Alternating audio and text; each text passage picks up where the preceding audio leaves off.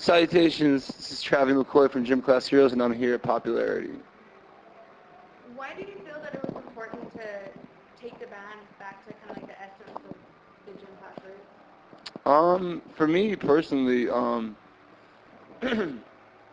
I've been kind of dying inside to make a sequel to the Paper Cut Chronicles. They always say that you have your entire life to write your first album, and then after that, deadlines come into play. When well, considering you get signed and whatnot, deadlines come into play. Then outside opinions come into play, and um, so I feel like when we wrote Paper Cut Chronicles is when we were at our most innocent and our most free. You know what I mean?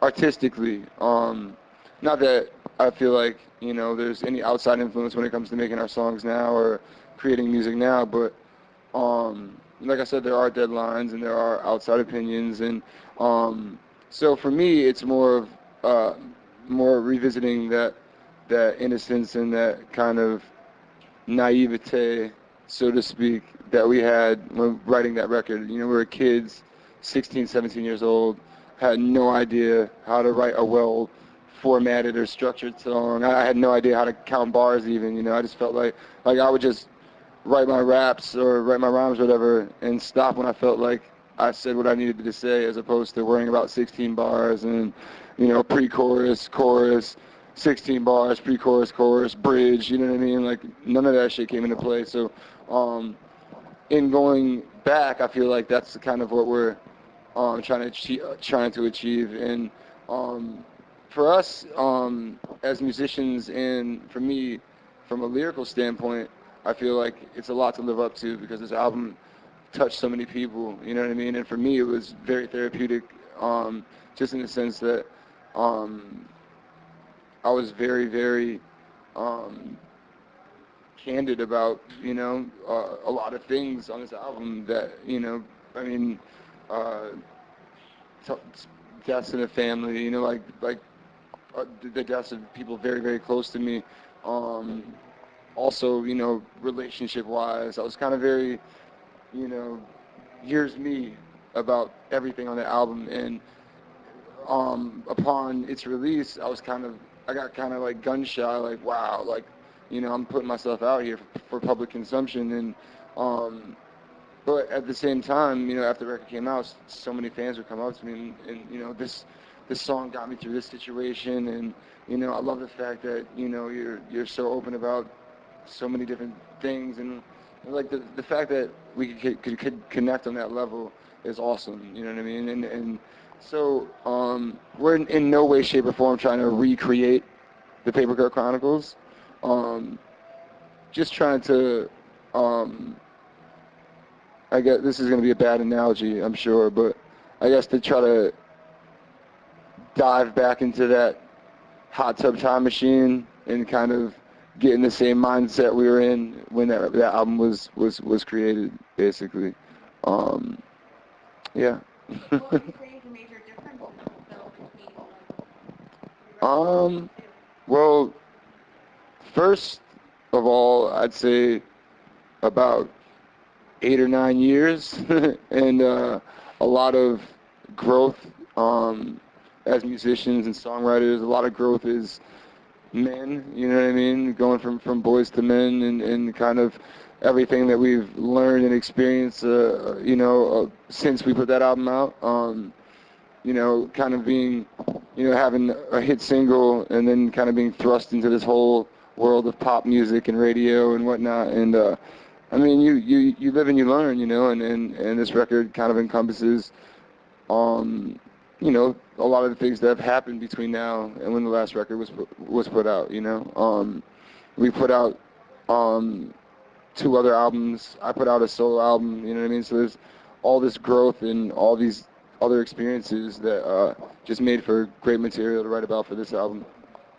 What did you find were the biggest challenges when you were approaching the creation of the song? Um, I, I guess the biggest challenges were um, us kind of. I guess I would say it's the same challenges we face whenever we go into record and it's us kind of trying to outdo the last album. You know what I mean? And show that with each record it's a growth and um, the last thing we want to do is stay stagnant or try to, like do something that we've already done. I think Jay-Z said it best. He's like, if you want my old shit, buy my old album. You know what I mean? And a lot of times, um, when you have marginal success or, people know who you are and they fall in love with an album. We call it demoitis. You know what I mean? We fall in love with demos all the time, and then when it comes to the cut, the cutting room floor, and we have to start picking songs. They don't necessarily sound how they sounded when we first created them, and so you gotta learn. There's a lot. You have to learn to let go of things a lot of times, and from a listener standpoint, and I remember being that naive kid that'd be like, "Oh, this is my personal private band. Nobody else can like them." You know what I mean? And as things kind of took off with gym class, we dealt with a lot of that. Kids saying, "Oh, they sold out. I can't listen to them anymore." And a lot of these kids were in love with a particular record, and being artists, no one wants to make the same record twice, or a visual artist would never want to paint the same painting 50 times. You know what I mean? It's like a constant evolution and constant growth. So yeah. Speaking of songs being able to just change so much, did any songs surprise you, take a different direction than you thought? For sure. I mean, Solo Discotheque, which is a song, it's one of my favorite my songs, one of my favorite songs on the record, the new record. Um, it kind of started off as this weird avant-garde kind of song with this hook that was like Muse almost, you know what I mean? Like kind of heavy but still like groovy and that song kind of took a life of its own. And we've been playing it live and the kids have been just having a great time. So it's always cool to test songs out, in front of live crowds and see how they react, And so the more, as we get closer to the release date and the more we start putting new material out, the more I'll be able to gauge which songs are going to be the ones kids gravitate towards and which ones may need a little work. So it's cool that we're kind of in the 11th hour, but with still having the opportunity to kind of sneak these songs into our set and see how people react. Where do you see Jim Class Heroes going after this album?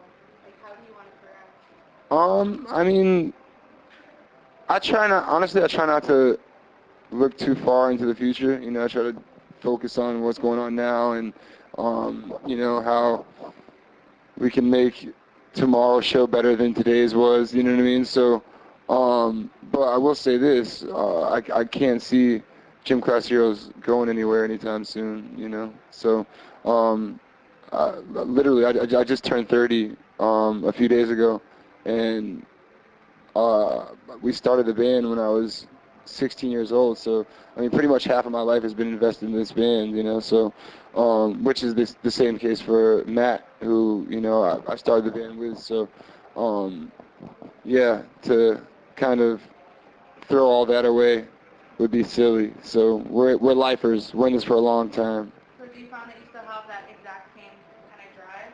Oh, for sure. I think if not, if anything, we're hungrier than we were, in the beginning.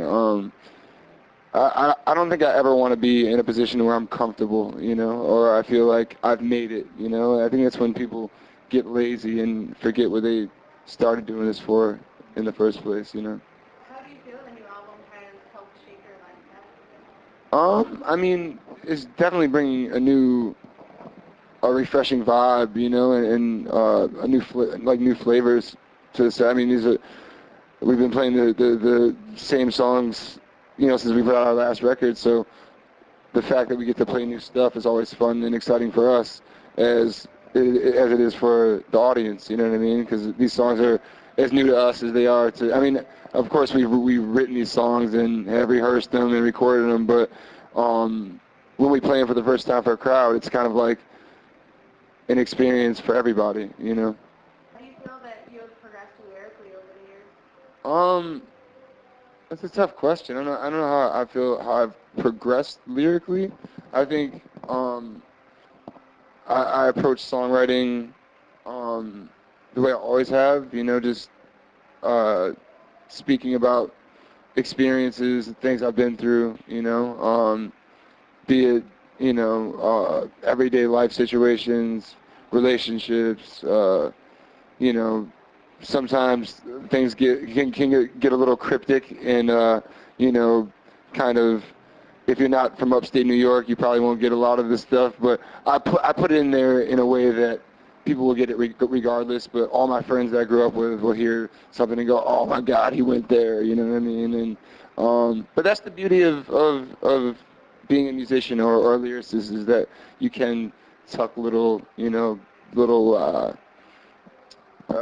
What's the word I'm looking for? Like subliminal things here and there, you know what I mean? And if people scratch the surface a little bit, they go, "Oh, okay," like I love those moments, especially being a avid music listener, like after hearing a song that I've listened to 50 million times, and then going, "Wow, did he really just say that?"